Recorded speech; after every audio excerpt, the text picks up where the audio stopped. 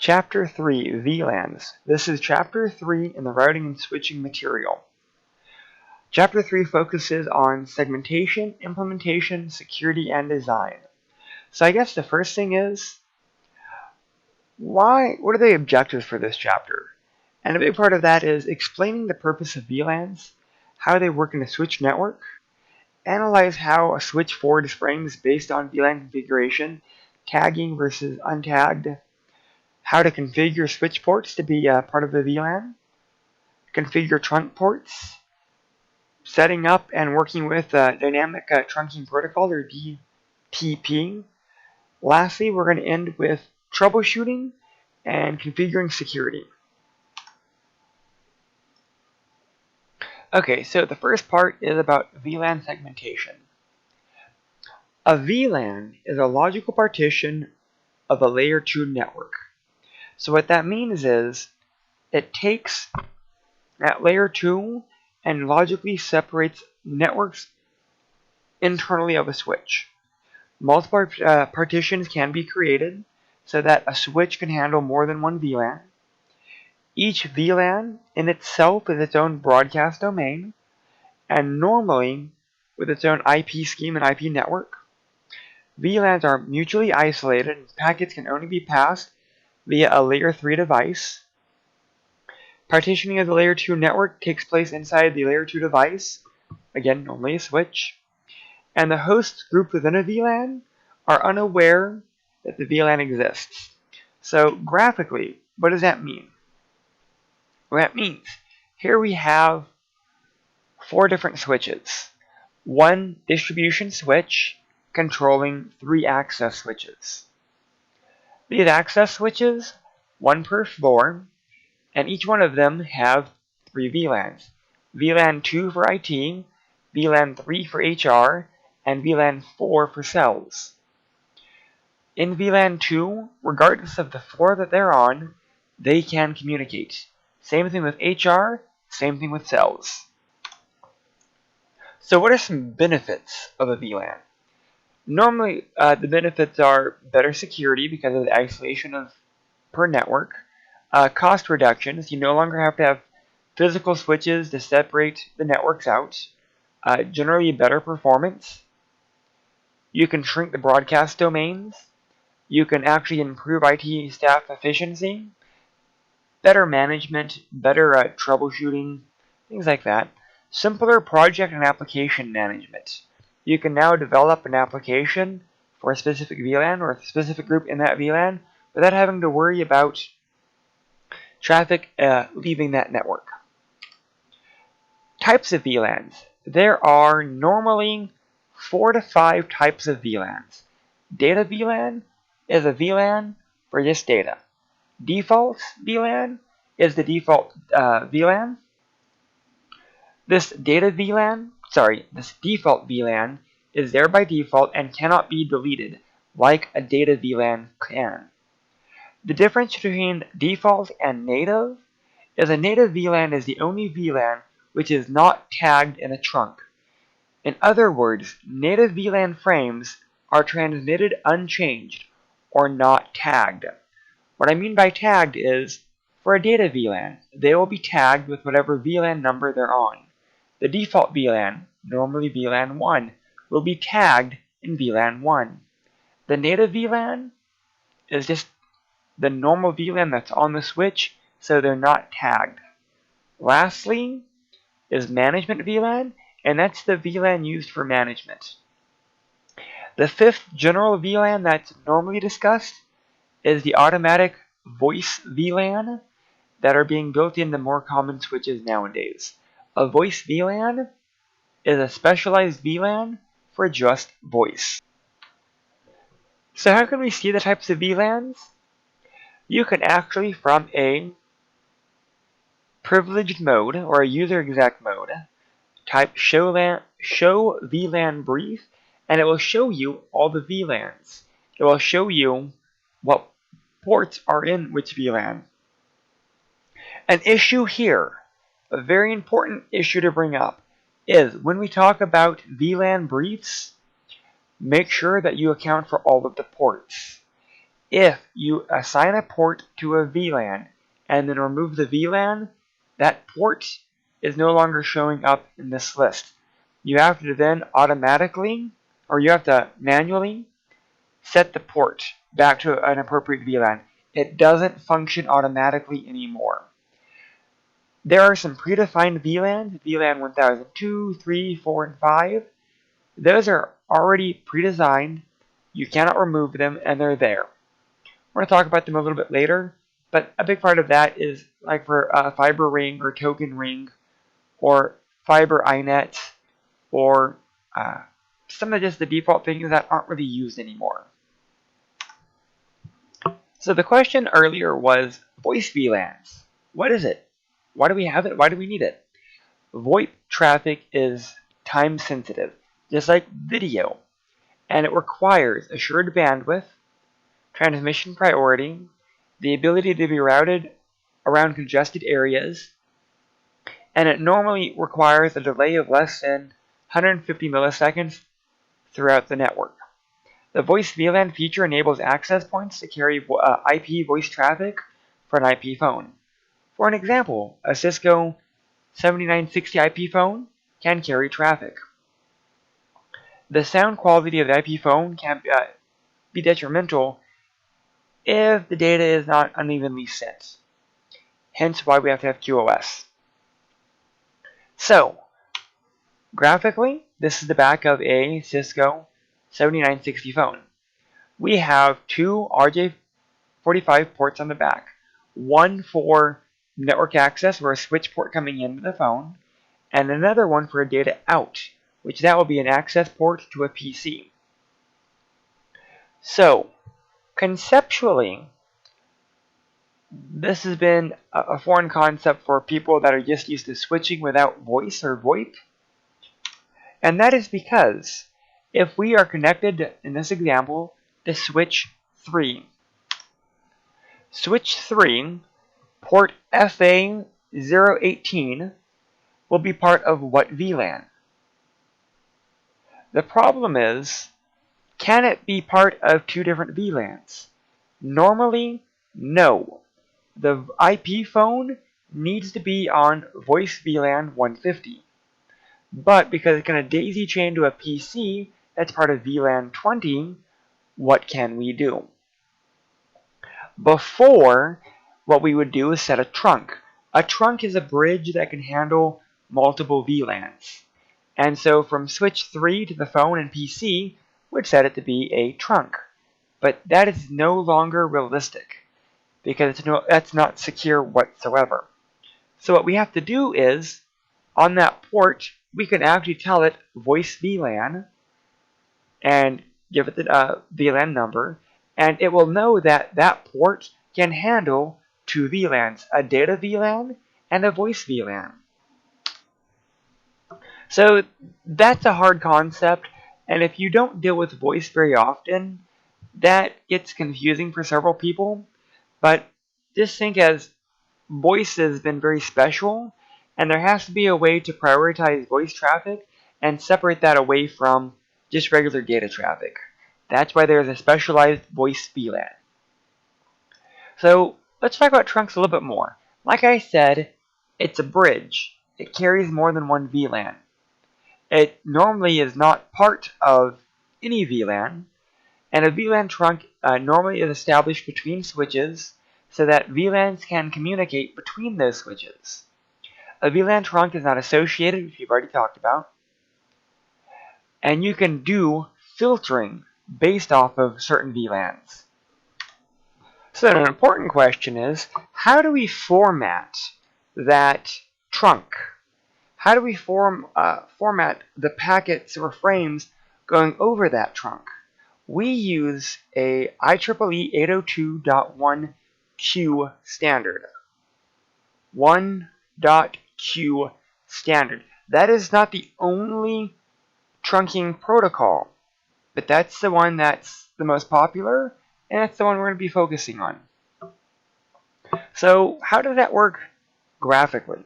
Here we go. We have 3 switches, and we have 6 PCs. 2 PCs per VLAN, so that we have VLAN 10, 20, and 30, and they can all communicate. In between each switch, we have trunks. Between switch 2 and the individual PCs, we assign VLAN access ports.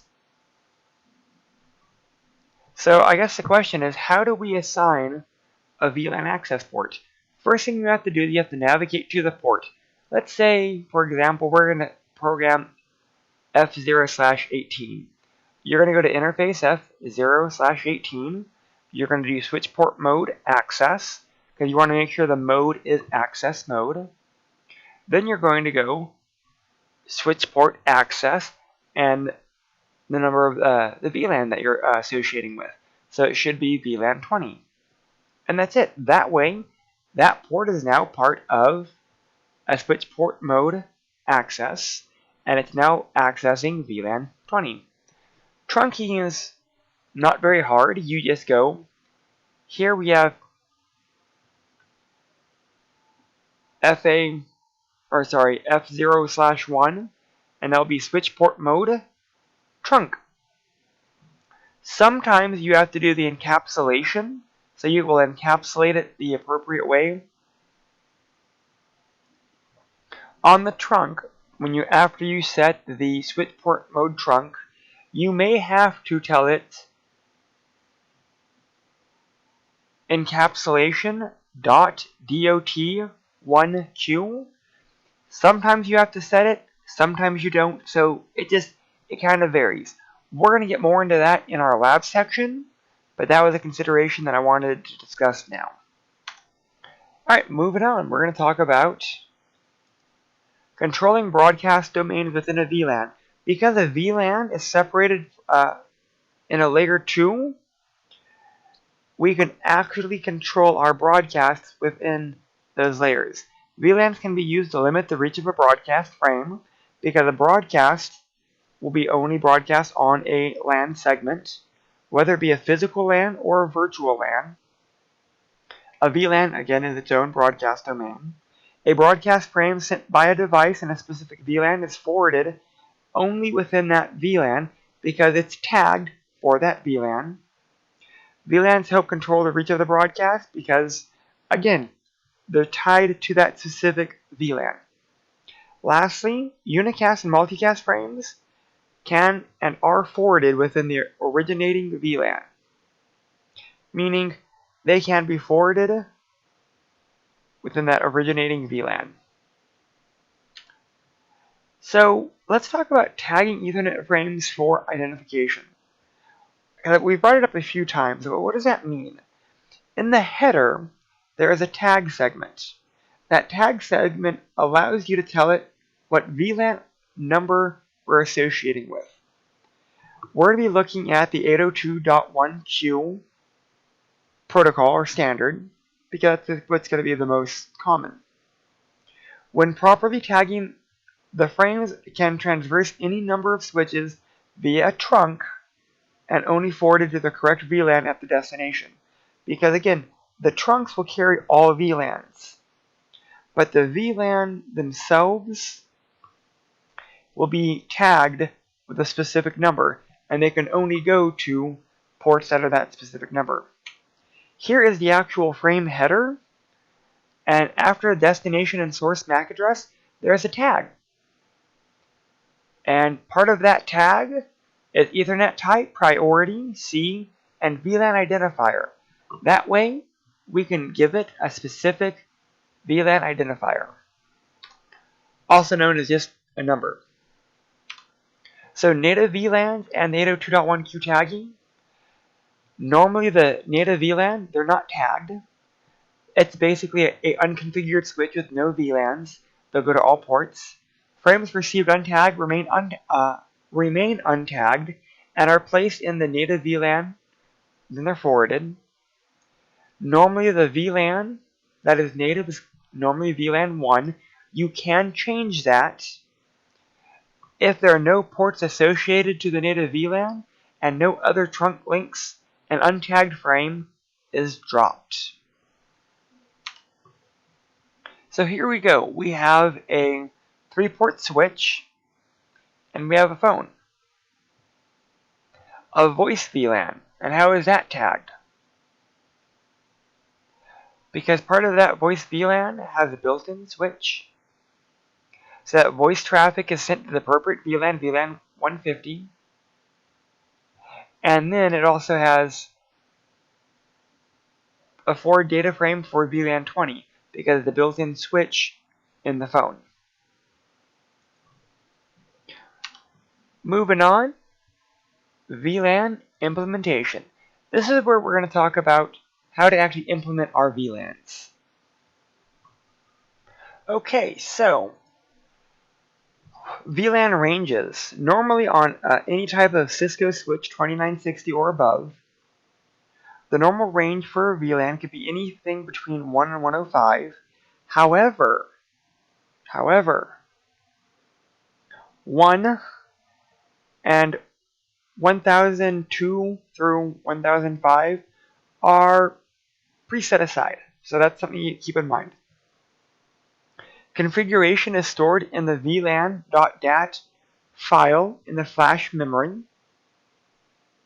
VLAN or the VTP can only learn and store normal VLAN numbers. So, can there be additional VLAN numbers? That's part of the extended range. Those are abnormal VLANs, and that is between 1006 and 4096. Configuration stored in these VLANs are stored in the non-volatile RAM, and VTP does not learn these types of VLANs. So how do we configure a VLAN? Go to the global configuration mode, VLAN, type in the number of the VLAN that you want. Next, you can name the VLAN, which is appropriate, and that's it.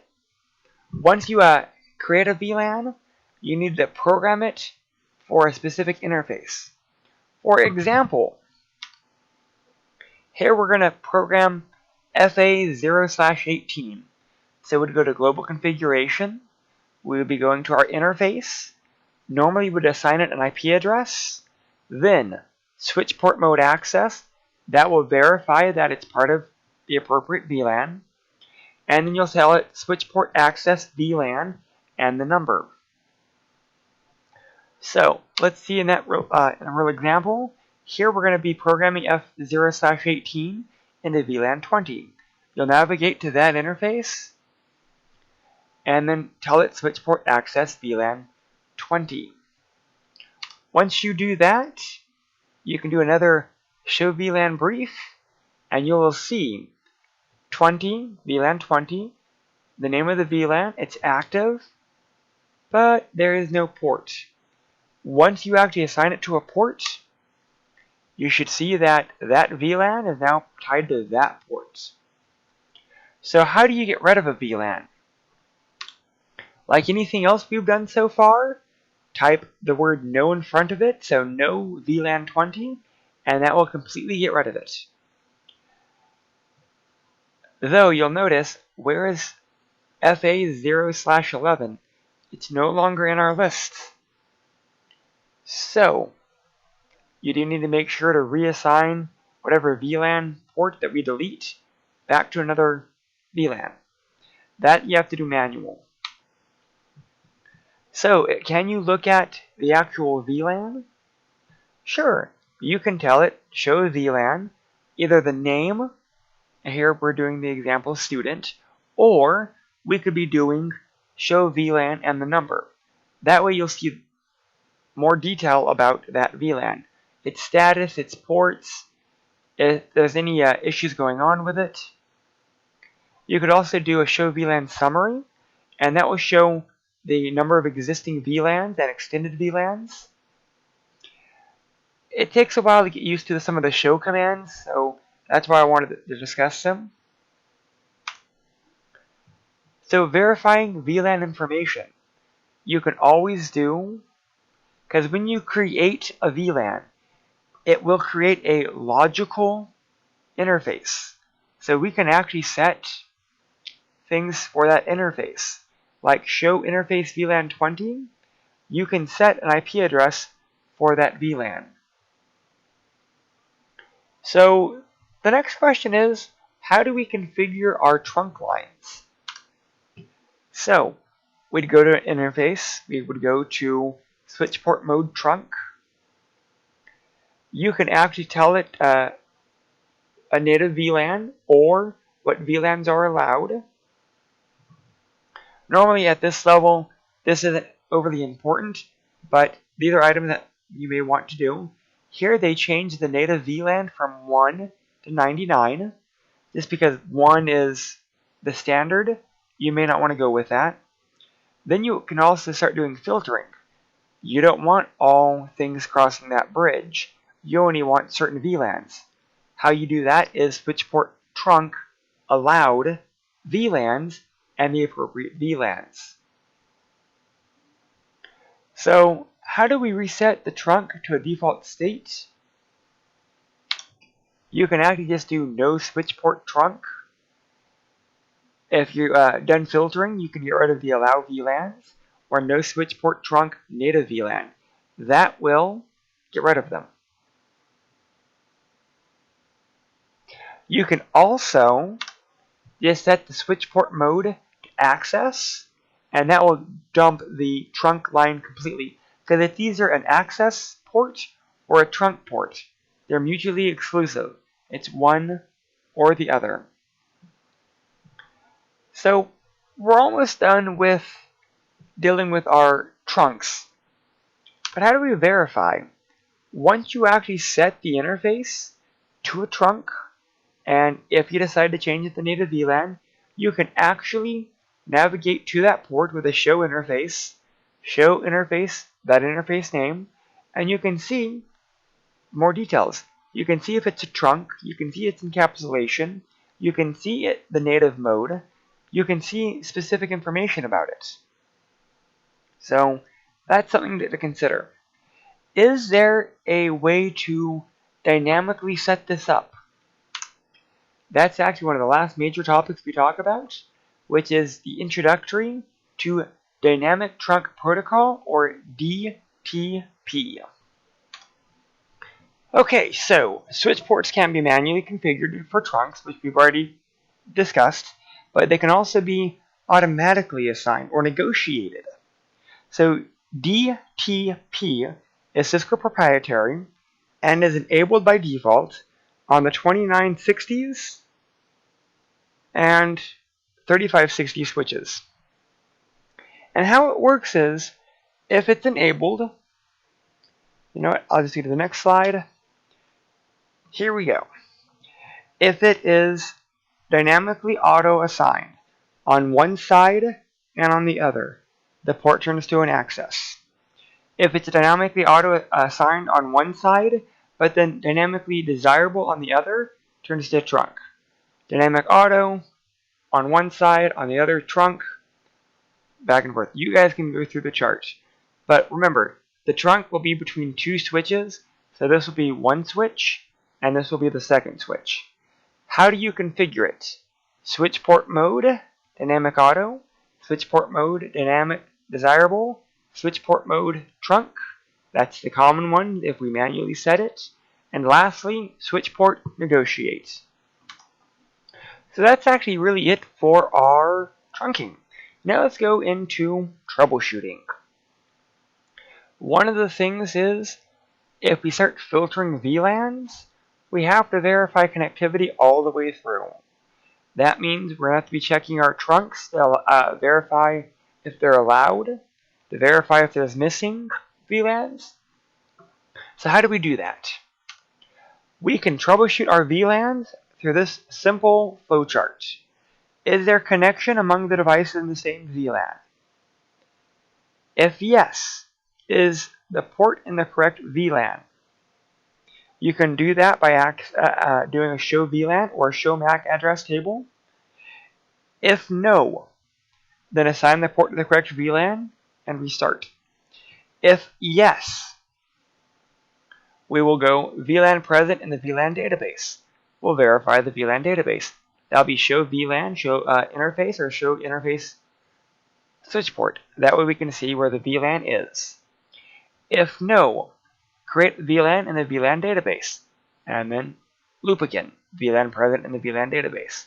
If yes, verify connection among devices in the same VLAN. That's pretty straightforward for access.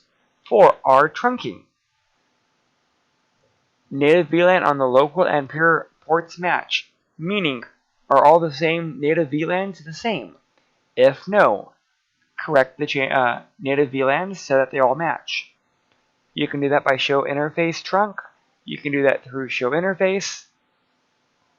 Next, if the native VLAN is the same or they do match, we'll go on to the trunk mode on local and peer port compatible. If no, statically configure the ports on both devices to trunks. That's going to be if one's set to trunk, one's set to access, or if one is set to desirable and one is set to access, and they're not the same on both sides. You can do that by show interface trunk. If they are, it should show an operational trunk. So what are some common problems with trunks? Normally it's a native VLAN mismatch. If you navigate away from the native VLAN 1 by default, you have to be consistent. You have to change them all the way through. Next, trunk mode mismatch. If one side's a trunk and one side is an access, then that's normally a bad thing. Third, if you do filtering on VLANs, you start pruning or you start disallowing VLANs on the trunk, that may lead to problems. Trunk mismatch, again, show interface trunk. You're going to have to know these so you can figure out the appropriate desirable mode. Normally the one that we use the most is switch port mode trunk on both sides, lead to a trunk. Switch port mode access on both sides, lead to an access. Next, incorrect VLAN lists. Use the switch port trunk allowed VLAN so that we can verify if we're filtering VLANs. We have to make sure that we have allowed the appropriate VLANs to traverse the entire network. That's a huge issue. Okay, last is our VLAN security and design. That's going to be switch port or switch spoofing attacks. There are many ways to attack VLANs. VLAN hopping is one example. You can hop between one VLAN and another. The default configuration for a switch port is dynamic auto, meaning you can then connect a switch to that switch port and then force it to turn into a trunk. Because the attacker is now able to access other VLANs, they can then target or attack other VLANs. So normally you want to mitigate this by statically assigning the ports to switch port mode access first. Also, turn those extra ports off so that they're not on. Double tagging attacks. Double tagging attacks take advantage of the way that the hardware on most switches decapsulate the 802.1q tag. So there is a way to attack these types of decapsulation. Here's a graphical representation. An attacker is on VLAN 10, they tag a frame for VLAN 10 and insert an additional tag for VLAN 20. The first switch strips off the first tag and does not retag it because the native traffic is not retagged. It then forwards the frame to the next switch. That switch then reads it's part of VLAN 20 and then routes it accordingly.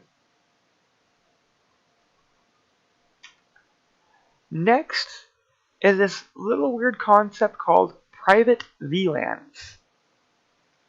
I am not going to discuss private VLANs, but what we've been discussing so far has been public VLANs. A private VLAN is a VLAN within a VLAN. and that allows for additional layers of protection. And that normally is isolated, promiscuous, or community ports within a VLAN. And that's all I want to say about that. I am prepping videos for private VLANs for a CCNP switch course. So if you want to learn more, we can go with that. Last, VLAN design guide. Normally move all ports from VLAN 1 and assign them to a not in use VLAN. That's going to be, if a port is not going to be used, you give it to a VLAN that will not be used. You shut down all unused switch ports, you separate traffic, you change the management VLAN from one to a different VLAN. Normally you also set up so that only SSH can connect to the switch, you disable the auto negotiation, and items like that.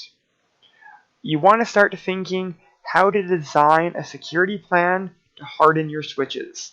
Because your switches are very vulnerable, we just don't normally think about how vulnerable that they are. In summary, we talked about our different VLANs, we talked about our segmentation, we talked about our framing, tagging, we talked about how to set them up. And that's really it for this week. I want to thank you guys and hope you have a great day. Bye.